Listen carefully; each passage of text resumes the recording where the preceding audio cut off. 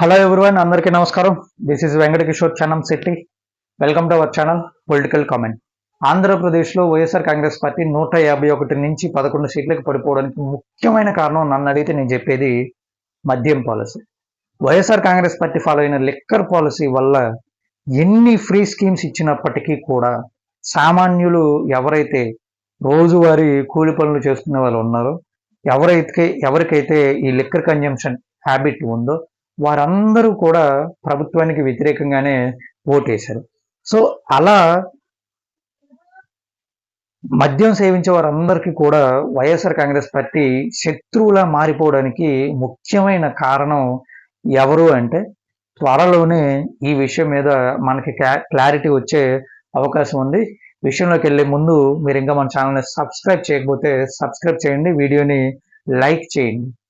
ఇక విషయానికి వస్తే, గతంలో అంటే కూటమి ప్రభుత్వం ఏర్పాటైన వెంటనే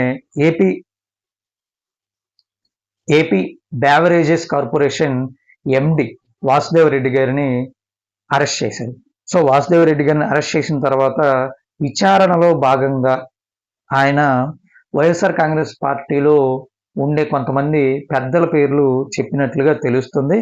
సో మొత్తంగా ఈ మద్యం స్కామ్ విలువ ఎంత అనేది కనుక ఆలోచిస్తే మనకి కళ్ళు బైర్లు గమ్ముతాయి అన్నమాట. మొత్తంగా 60,000 కోట్ల స్కామ్ జరిగింది అని అధికారులు అయితే బయట పెట్టబోతున్నారు త్వరలోనే. సో ఈ స్కామ్కి సంబంధించి భారతదేశంలోనే అత్యున్నత చట్టసభ అయినటువంటి రాజ్యసభలో వైఎస్ఆర్ కాంగ్రెస్ పార్టీ తరఫున ప్రాతినిధ్యం వహిస్తున్న ఒక ముఖ్యమైన పెద్ద నేత త్వరలోనే జైల్లోకి వెళ్ళబోతున్నారు అనేది వైఎస్ఆర్ కాంగ్రెస్ పార్టీ సోషల్ మీడియాలో కనిపిస్తున్న వార్త. మరి ఆ పెద్ద నేత ఎవరు అనేది మీకు క్లారిటీ ఉంటే మీరు కామెంట్ రూపంలో తెలియజేయండి.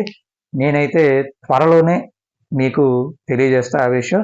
అలాంటి అప్డేట్స్ మిస్ అవ్వకుండా ఉండాలంటే మన ఛానల్ని సబ్స్క్రైబ్ చేసుకోండి. Thanks for watching video. జై హింద్.